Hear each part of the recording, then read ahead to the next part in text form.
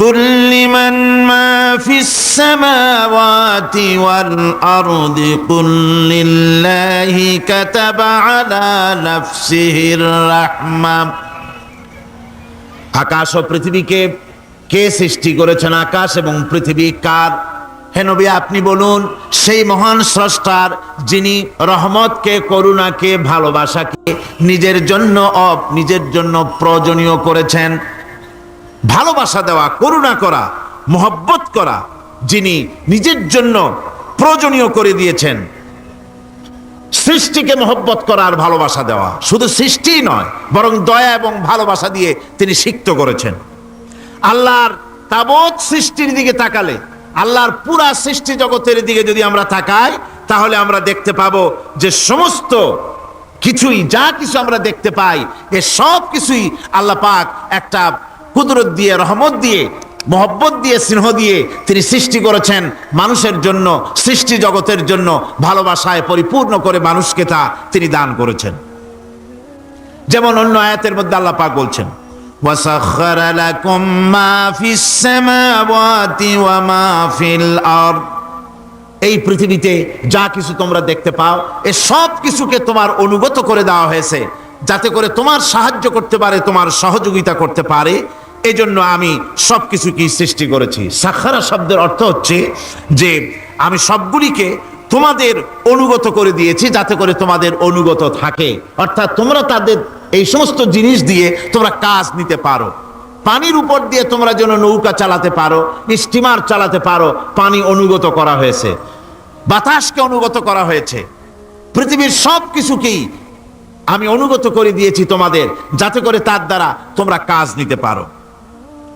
অন্যত্র আল্লাহ বলছেন, আল্লাহুল্লাযী খালাকাস সামাওয়াতি ওয়াল আরদা ওয়া আনজালা মিনাস সামাই মাআন ফাআখরাজা বিহি মিনাস সামারাতি রিজকান লাকুম। আল্লাহ হচ্ছেন তিনি, আল্লাহ রাব্বুল আলামিন হচ্ছেন তিনি, যিনি আকাশ সৃষ্টি করেছেন, যিনি জমিন সৃষ্টি করেছেন এবং ঊর্ধ্বদেশ থেকে, মেঘমালা থেকে তোমাদের জন্য বৃষ্টি বর্ষণ করেছেন এবং সেই বৃষ্টি দিয়ে মাটির ভিতর থেকে ফসল উদ্গত করে তোমাদের খাবারের বন্দোবস্ত করেছেন। তিনি হচ্ছেন আল্লাহ পাক। তার দয়া জায়গায় ছড়িয়ে আছে, তার দয়া নাই, রহমত নাই, এমন কোন সৃষ্টি নাই। মানুষের জন্য যা কিছু প্রয়োজন তিনি তার দয়া দিয়ে, রহমত দিয়ে তিনি তা সৃষ্টি করে দিয়েছেন।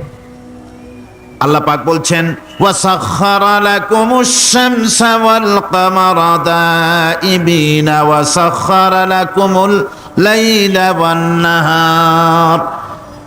যিনি চন্দ্র সূর্যকে সৃষ্টি করেছেন এবং এগুলিকে নিয়ন্ত্রিত করেছেন, চাঁদ সূর্যকে সৃষ্টি করে নিয়ন্ত্রিত করে দিয়েছেন, তোমাদের সমস্ত প্রয়োজন তিনি মিটিয়ে দিয়েছেন। দেখুন, চাঁদ এবং সূর্যকে আল্লাহ পাক সৃষ্টি করেছেন এবং একটা রহমত, একটা কুদরত সেই চাঁদ সূর্যের মধ্যে দান করেছেন। সূর্য যেখানে আছে, এটা যদি আল্লাহর দয়া না থাকতো, শুধু তাপ দেওয়ার জন্য সৃষ্টি করতেন আর মানুষের কল্যাণের দিকটা যদি চিন্তা না করতেন, তাহলে সমস্যা হয়ে যেত। সূর্য যেখানে আছে, বিজ্ঞানীরা বলেছেন, তার থেকে যদি কিছু নিচে নেমে আসতো, তাহলে গোটা পৃথিবী জ্বলে পুড়ে ভস্ম হয়ে যেত। আর যেখানে আছে তার থেকে সূর্য যদি কিছু উপরে উঠে যেত, তাহলে গোটা পৃথিবী হিম শীতল হয়ে, পৃথিবী ফ্রিজ হয়ে যেত, মানুষ প্রাণী জগৎ মরে সব শেষ হয়ে যেত। চাঁদ যেখানে আছে, এই চাঁদ তার জায়গা থেকে কিছু উপরে যদি উঠতো, তাহলে পৃথিবী মরুভূমি হয়ে যেত।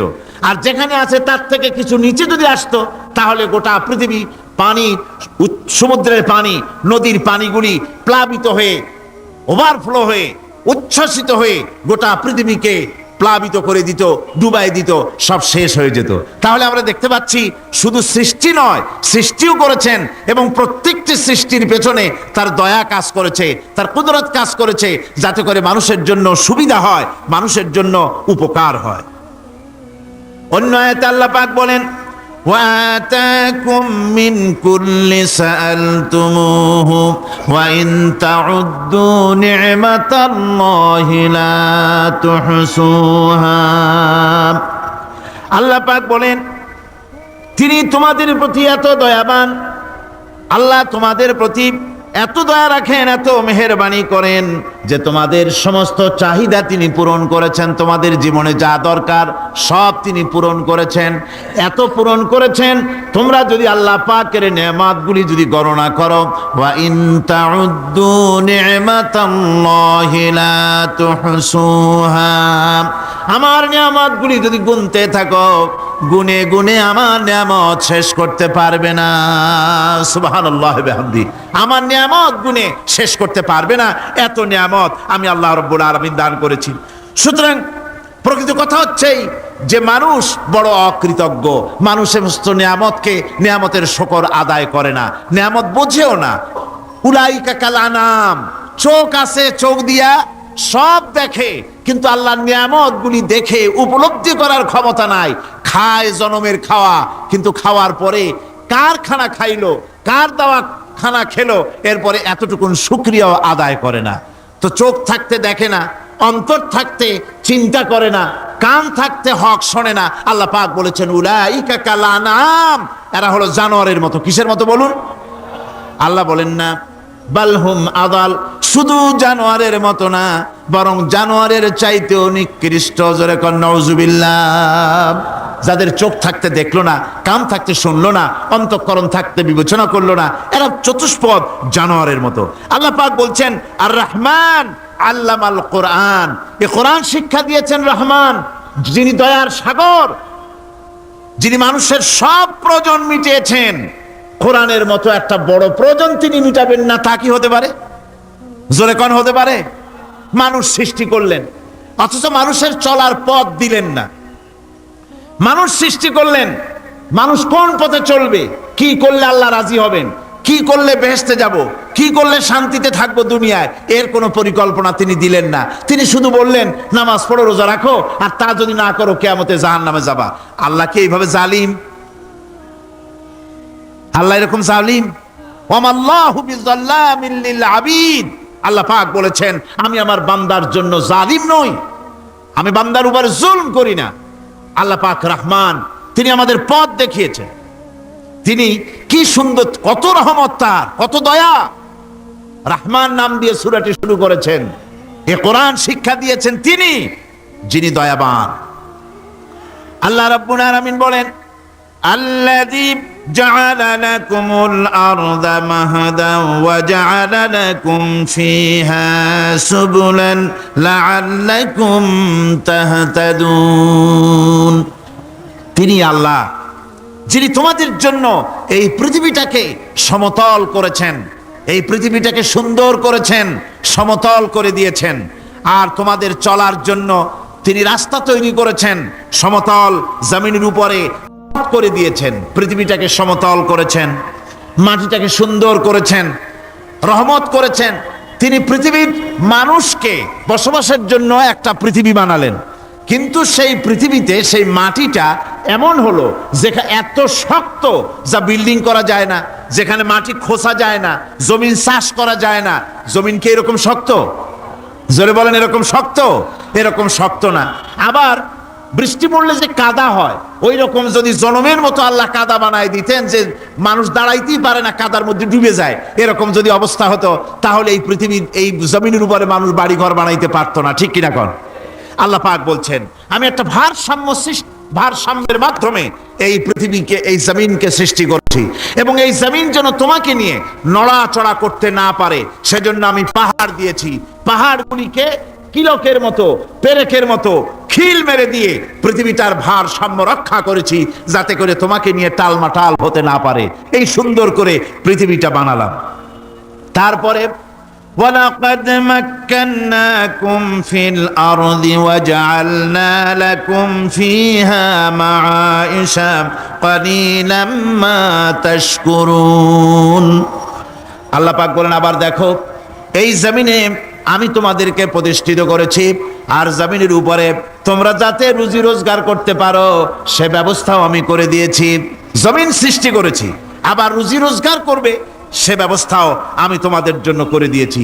এই পৃথিবী তুমি চাষাবাদ করবে, তাতে ফসল হবে সে ব্যবস্থা করে দিয়েছি, বাড়িঘর বানাবে সে ব্যবস্থা করে দিয়েছি। তারপরে পৃথিবীর এ মাটির নিচে তোমার জন্য সম্পদ রেখেছি, সমুদ্রের ভিতরে, নদীর ভিতরে, সেখানেও তোমার জন্য সম্পদ রেখেছি। আমি রহমান, সব প্রয়োজন মিটিয়েছি। শুধু এর জন্য নয় যে সৃষ্টি করলাম, ইবাদত করলাম আর জাহান্নামে পাঠিয়ে দিলাম, তা তো না।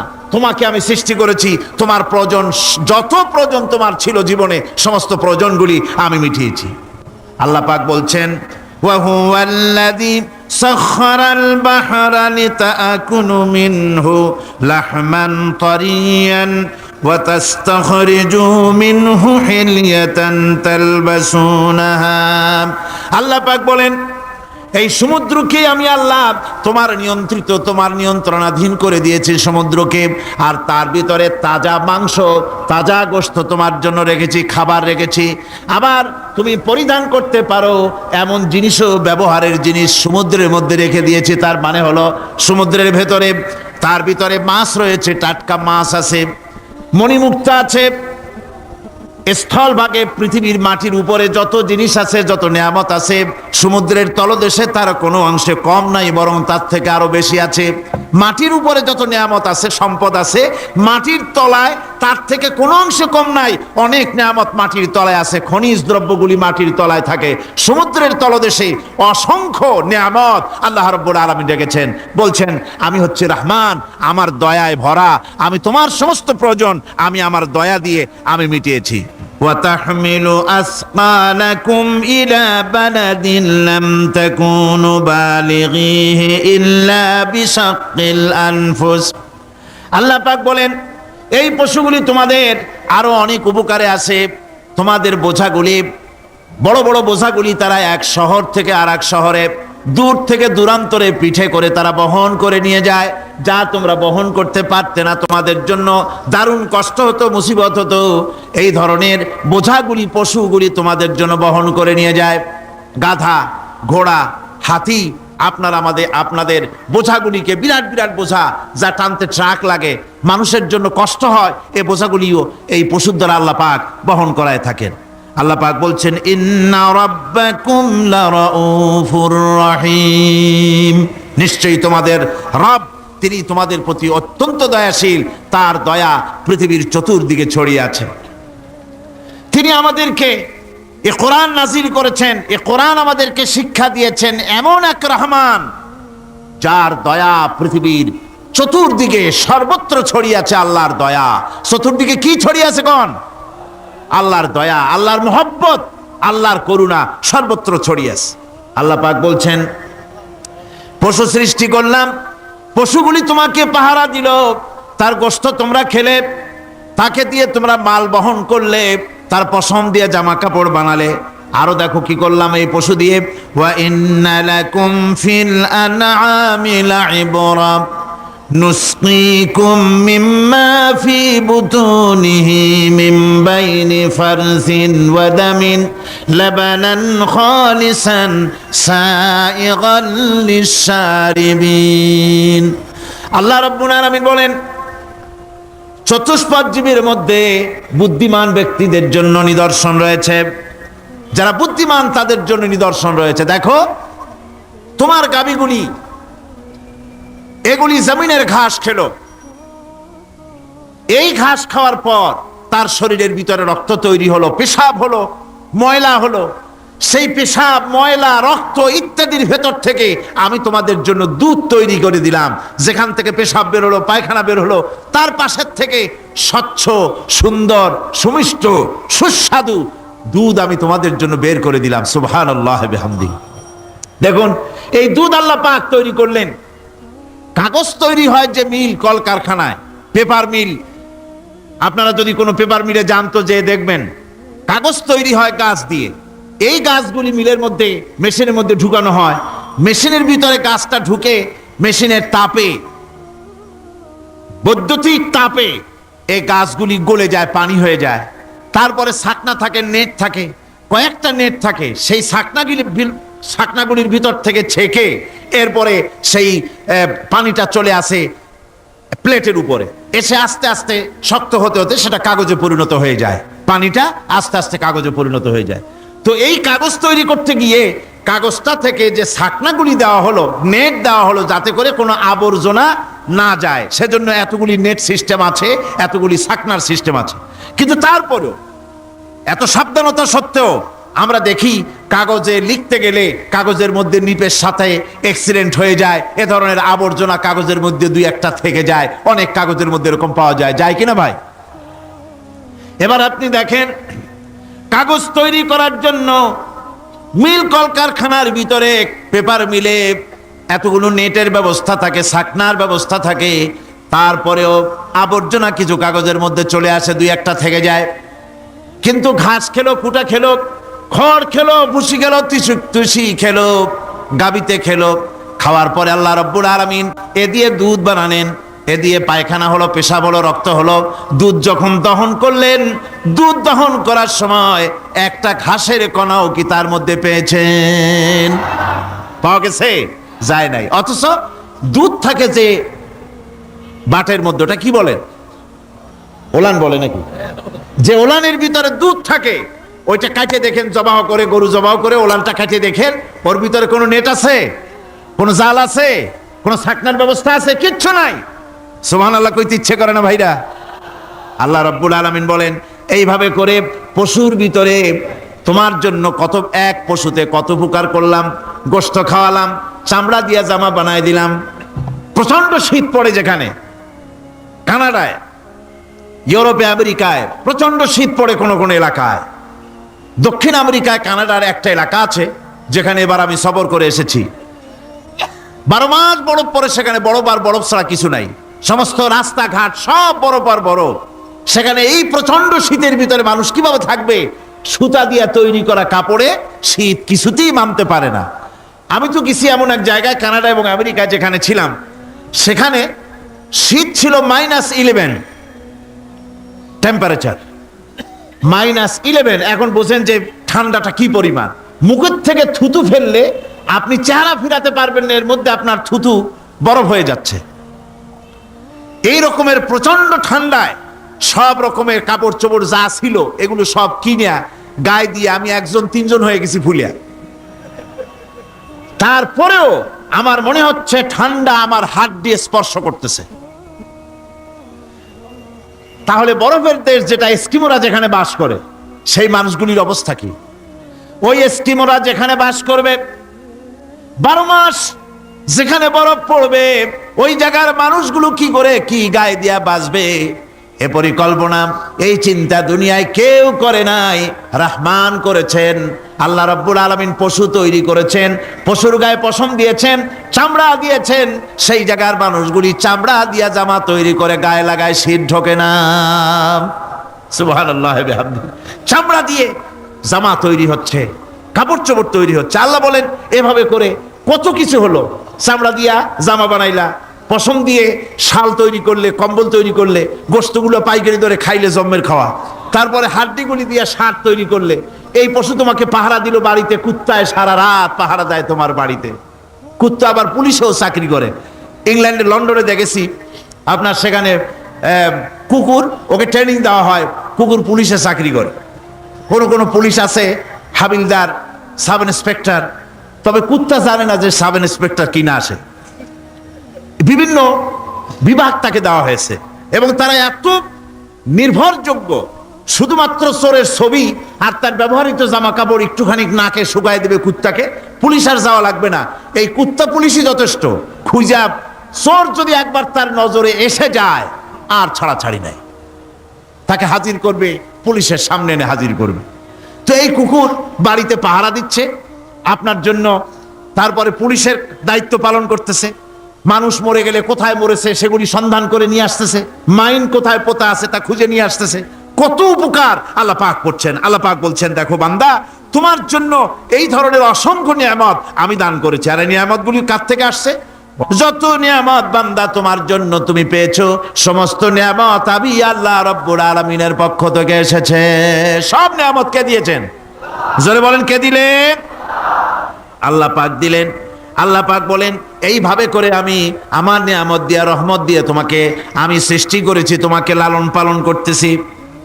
একটি মানুষ যতই সংকীর্ণ এবং অসভ্য জীবন যাপন করুক না কেন, সে পৃথিবীতে যেখানে বসবাস করে সেখানে বসে সে অন্তত তার চতুর্দিকে কত নিয়ামত সে লাভ করতেছে তা সে চিন্তা না করে পারে না। সে যদি চিন্তা করে তাহলে অবশ্যই এগুলি তার জ্ঞানের মধ্যে আসবে। একজন কৃষক, সে নির্জন একটা কুটিরে বাস করে। সে আল্লাহর সৃষ্টি নৈপুণ্যতা বুঝুক আর না বুঝুক, আকাশ কেন সৃষ্টি হলো, জমিন কেন সৃষ্টি হলো, এই কথা যদি জিজ্ঞাসা করা হয় কৃষককে, সে তো ভালো করে তা বুঝবে না। কিন্তু অন্তত এতটুকুন কথা একটা মূর্খ, একজন চাষি যে প্রত্যন্ত একটা অঞ্চলে বাস করে, একটা নিবিড় পল্লীতে বাস করে, অজ পাড়াগায় বাস করে, কোনো শিক্ষার আলো পৌঁছায় নাই, স্কুল নাই, কলেজ নাই, বিদ্যুৎ নাই, হসপিটাল নাই, রাস্তা নাই, টেলিফোনের ব্যবস্থা নাই, এমন একটা জায়গায় একটা নিরেট, একটা মূর্খ, একটা চাষি একটা ঘরের মধ্যে বাস করে। সে পৃথিবীর আল্লাহর সৃষ্টি নৈপুণ্যতা আর কিছু বুঝুক আর না বুঝুক, এতটুকুন কথা তো সে বোঝে যে আমি যদি অসুস্থ হই তাহলে এই গাছপালার পাতা শিকড় বেটে খেলে আমি রোগমুক্ত হয়ে যাই। আমি প্রচন্ড রৌদ্রে যখন পুড়ি গাছের তলায়, আমি ছায়া নিলে পরে আমি তখন আরাম পাই, ঠান্ডা পাই। এই গাছগুলি তার তরুণ বয়সে আমাকে ফল দেয়, গাছ যখন বড় হয় তখন সে আমাকে ছায়া দেয়। এই গাছের তক্তাগুলি দিয়ে, গাছ দিয়ে কাঠ হয়, তা দিয়ে তক্তা হয়, তা দিয়ে খুঁটি হয়, তা দিয়ে আড়া হয়, তা দিয়ে নৌকা হয় ইত্যাদি সে বুঝতে পারে। তাছাড়া এই গাছ যখন বুড়ো হয়ে গেল, শুকিয়ে গেল, তখন এই গাছ দিয়ে আগুন জ্বালায়া আমি রান্না বান্না করি। গাছ এত আমার উপকার করছে, তার দ্বারা উত্তাপ পাই, আলো পাই, এত কিছু পাই। একটা মূর্খ লোকও চিন্তা করলে এতগুলি জিনিস সে অনুভব করতে পারে, এবং এরপরে তার চিন্তা চলে যায় যে এই সমস্ত নিয়ামত এমনি এমনি হয় নাই, নিঃসন্দেহে একজন এগুলি সৃষ্টি করেছেন, তার নাম আল্লাহ। তার নাম কি? তার নাম রহমান। যারা বলেন তার নাম কি? রহমান। তিনি সৃষ্টি করেছেন, তিনি এগুলি দান করেছেন। এই বৃক্ষরাজি আল্লাহ পাক বলছেন, নিল্লাযী জাআলা লাকুম মিনাশ শাজারিল আখদারি নারান ফাইযা আনতুম মিনহু তুকিদুন। আল্লাহ রাব্বুল আলামিন বলেন, সেই দয়াময় আল্লাহ রাব্বুল আলামিন গাছ সৃষ্টি করেছেন, আর এই গাছগুলি সৃষ্টি করে দিয়েছেন তোমাদের কাজের জন্য, যা দিয়ে তোমরা আগুন জ্বালাও, চুলা জ্বালাও, রান্না বান্নার কাজ করো। ওয়া রাহমাতি ওয়াসিআত কুল্লা শাই, আমার রহমত ঘিরে আছে আমার গোটা পৃথিবীকে, সর্বত্র আমার রহমত আর রহমত। এই কোরআন শরীফ শিক্ষা দিয়েছেন তিনি আর রহমান আল্লামাল কোরআন। এই কোরআন শিক্ষা দিয়েছেন সেই মহান আল্লাহ রাব্বুল আলামিন, যিনি হচ্ছেন রহমান, যার দয়া দিয়ে গোটা পৃথিবী পরিব্যাপ্ত হয়ে আছে। এক মুহূর্তের জন্য চিন্তা করুন, এক মুহূর্তের জন্য চিন্তা করুন, আল্লাহ পাকের দয়া যদি না থাকতো তাহলে কি অবস্থা হতো? এই পৃথিবী আছে, পৃথিবী আছে কিন্তু কোনো সৌন্দর্য নাই, আকাশ আছে কিন্তু কোনো তারকা নাই, তারকা আছে কিন্তু তাতে কোনো আলো নাই, গাছ আছে কিন্তু তাতে কোনো সবুজ শ্যামলিমা নাই, আওয়াজ আছে কিন্তু তাতে কোনো সুর নাই, মানুষ আছে কিন্তু তার দেহের মধ্যে কোনো ঐক্য নাই। এই জাতীয় একটা পৃথিবীর চিন্তা মানুষ করতে পারে না। এটা একটা কবরস্থানের মতো অবস্থা হয়ে যাবে। আল্লাহ পাক বলছেন, দেখো আকাশ বানাইছি, আবার সেই আকাশ দেখতে যেন সুন্দর হয় সেজন্য তারকা প্রদীপ দিয়ে আকাশকে সাজাইছি। যেরকম সুবহানাল্লাহ। আল্লাহ রাব্বুল আলামিন বলেন, ওয়ালাকাদ যায়্যানাস সামাআদ দুনিয়া বিমাসাবিহ। আল্লাহ পাক বলেন, এই দুনিয়ার আকাশ খানিকে তারকা প্রদীপ দিয়া সাজায় রেখেছি মনের মতন। দেখো তুমি তাকাইয়া, কি সুন্দর করে নয়ন অবিরাম দৃশ্য আকাশ বানালাম, চতুর্দিকে তারকা রাত্রে ফুটে উঠল, যা দেখলে মানুষের নজর, মানুষের সুন্দর, তার চক্ষু শীতল হয়ে যায়। ধরে বলেন সুবহানাল্লাহ। সুন্দর করে এই আকাশটাকে আমি সাজিয়েছি। তারপরে আল্লাযী খালাকা সাবআ সামাওয়াতিন তিবাকা মা তারা মিন খালকির রহমানি মিন তাফাবুত। স্রষ্টা তিনি সপ্ত আকাশ রচিলেন থরে থরে, কোনো ত্রুটি হেরিবে না তার পূর্ণ সৃজন পরে। চাহো তুমি তার সৃষ্টি পানে, দেখো কিছু ভুল চোখ, ফিরাও তোমার নয়ন খানি, ফিরাও তোমার মুখ। অক্ষমহীন দৃষ্টি তোমার সৃষ্টিতে পাবে ফাঁকি, ফিরাও তোমার নয়ন খানি, ফিরাও কাঙ্গালাখি। আল্লাহ পাক বলেন, আমার আকাশের দিকে তাকাও, বারবার তাকাও, সূর্যের দিকে তাকাও, চন্দ্রের দিকে তাকাও, গাছপালার দিকে তাকাও, তাকায় দেখো কোনো ভুল আছে নাকি, ভালো করে দেখো কোনো ভুল আছে নাকি। আল্লাহ পাক বলেন আবার তাকাও, দেখতে দেখতে তোমার চক্ষু দুর্বল হয়ে তোমার কাছেই ফিরে আসবে, আমার সৃষ্টি নৈপুণ্যতার ভিতরে কোনো ভুল পাবে না। সুবহানাল্লাহ। একজন দরবেশ সাহেব, তিনি একবার এই সূরার পড়তেছিলেন, মুখস্থ তেলাওয়াত করতেছিলেন, একটা গাছের তলায় বসে, একটা বট গাছের তলায় বসে এটা তেলাওয়াত করতেছিলেন। যখন তিনি পড়লেন হাল তারা মিন ফুতুর, আমার সৃষ্টি নৈপুণ্যতার ভিতরে কোনো ভুল পাওয়া যায় নাকি। দরবেশ সাহেব চিত হয়ে শুয়ে শুয়ে তেলাওয়াত করতেছেন আর বলছেন আল্লাহ রাব্বুল আলামিন, তোমার সৃষ্টি নৈপুণ্যতার ভিতরে কোনো ভুল ধরার ক্ষমতা তো কোনো মানুষের নাই। তবে একটা জিনিস আমার নজরে পড়ল, এই যে বিরাট বট গাছটা, পৃথিবীতে যত গাছ আছে যেমন গাছ তেমন ফল, তাল গাছটা যেমন ফলও তেমন, নারকেল গাছটা যেমন ফলটাও তেমন, কিন্তু এত বড় বিশাল বট গাছ ফল হতেছে ছোট্ট ছোট্ট ট্যাবলেটের মতো। গাছটা যেমন ফলটা তেমন হয়নি। আল্লাহ এটা ভুল না, তুমি বলেছো যে দেখো কোনো ভুল টুল আছে নাকি, তুমি ভুল তো না, আমার চোখে এটা লাগলো, যেমন গাছ তেমন ফল হয়নি। দরবেশ সাহেব চিত হয়ে শুয়ে শুয়ে তেলাওয়াত করছেন, মনের মধ্যে এই চিন্তা আসলো গাছটা যেমন তেমন ফলটা হলো না। দরবেশ সাহেব বলেন এই চিন্তা করতেছি, হঠাৎ করে একটা দমকা হাওয়া বয়ে গেল, ডালে ডালে বাড়ি লেগে গেল, একটা আদা পাকা বটের ফল অনেক উপর থেকে বৃন্তচ্যুত হয়ে চট করে এসে আমার নাকের উপরে ফট করে পড়লো। নাকের উপরে এমন ভাবে পড়ছে নাকটা জ্বলে উঠছে। আমি সেজদায় পড়ে গেলাম। দরবেশ সাহেব বলেন আমি সেজদায় পড়ে গেলাম, চোখের পানি ফেলে আল্লাহর দরবারে মাপ চাইলাম, বললাম রব্বুল আলামিন, তোমার কোনো জিনিসের ভিতরে কোনো খুঁত নাই, নিখুঁত জিনিস তুমি বানাইছো, কোনো ভুল নাই। আমি চিন্তা করেছিলাম নারকেল গাছ যেমন তার ফলও তেমন, তাল গাছ যেমন তার ফলও তেমন, বট গাছটা যেমন তেমন ফল। আমার আন্দাজ মতো, আমার চিন্তা মতো যত বড় বট গাছ অত বড় ফলটা যদি হতো, বটের ফলটা যে পজিশন নিয়ে আমার নাকে পড়েছিল, গাছ যেমন ফল তেমন হলো, নাকও যেত আমার মাথাও যেত। আল্লাহ রাব্বুল আলামিন বলেন দেখো বান্দা, আমার সৃষ্টি নৈপুণ্যতার মধ্যে কোনো ভুল পাবে না। সুবহানাল্লাহ ওয়া বিহামদিহি, কোনো ভুল নাই, বারবার তাকাও, কোনো ভুল পাবে না। আল্লাহ সুবহানাহু ওয়া তাআলা সুন্দর করে বানিয়েছেন, যা দেখবেন শুধু সুন্দর আর সুন্দর। সুবহানাল্লাহ বলে, শুধুই সুন্দর। ফুলের সৌন্দর্য দেখেন, গাছের সৌন্দর্য দেখেন, জমিনের সৌন্দর্য দেখেন, পাখির সৌন্দর্য দেখেন।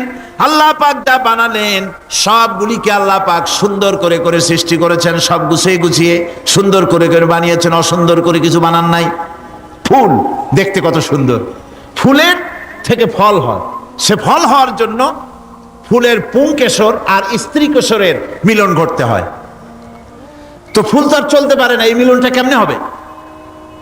এই জন্য আল্লাহ পাকের রুচি দেখেন, আল্লাহ পাকের রহমত দেখেন, আল্লাহর কুদরত চিন্তা করুন। সুবহানাল্লাহ ওয়া বিহামদিহি।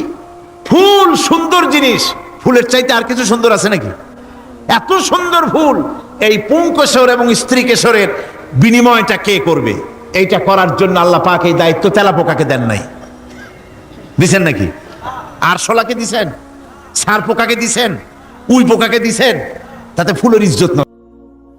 ফুল যেমন সুন্দর, আল্লাহর রুচি, আল্লাহ রাব্বুল আলামিনের সৌন্দর্য বোধ কত বিরাট, কত মহান আল্লাহ পাক। ফুল যেমন সুন্দর, ওই সুন্দর ফুলের উপরে তেলাপোকা পড়লে ফুলের সৌন্দর্য নষ্ট হবে। এই জন্য আল্লাহ পাক ফুল যেমন সুন্দর, ওই পুংকেশর আর স্ত্রী কেশরের মিলন ঘটাবার জন্য রব্বুল আলামিন সুন্দর প্রজাপতির ব্যবস্থা করেছেন। ফুল যেমন সুন্দর, প্রজাপতিও সুন্দর। প্রজাপতির ডানায় কোন শিল্পী কোন তুলি দিয়ে এত রং লাগালো! সুবহানাল্লাহ ওয়া বিহামদিহি, সুবহানাল্লাহ ওয়া বিহামদিহি। কি সুন্দর প্রজাপতি আল্লাহ তৈরি করলেন। আল্লাহ পাক বলছেন এমনি সুন্দর করে বানালাম, মানুষ বানাইছি, সে মানুষের সৌন্দর্য দেখো। দুইটা চোখ দিলাম দেখার জন্য, চোখ কি জন্যে? এখন এই চোখ দুটা যদি কুমিরের মতো আল্লাহ গোল বানাই দিতেন, চোখ গোল এরকম কুমিরের মতো, দেখতে বিশ্রী হতো। চোখ দুটোকে আল্লাহ টানা টানা করেছেন, চোখের উপরে ভুরু লাগিয়েছেন, তাতে আবার পশম দিয়েছেন, চোখে পিসি দিয়েছেন, চোখের ভিতরে মণিটা কালো করেছেন, তার চতুর্দিকে সাদা অংশকে নীলাভ করেছেন যাতে কালোটা আরো ফুটে ওঠে। সুবহানাল্লাহ বিহামদি, কত সৌন্দর্য আল্লাহ রাব্বুল আলামিন মানুষকে দিয়েছেন। আল্লাহর রহমতের ওয়াজ সারা বছর করলেও তো ফুরাবে না, এত রহমত, এত দয়া আল্লাহ সুবহানাহু ওয়া তাআলা। মানুষ আল্লাহ কি সুন্দর করে বানালেন।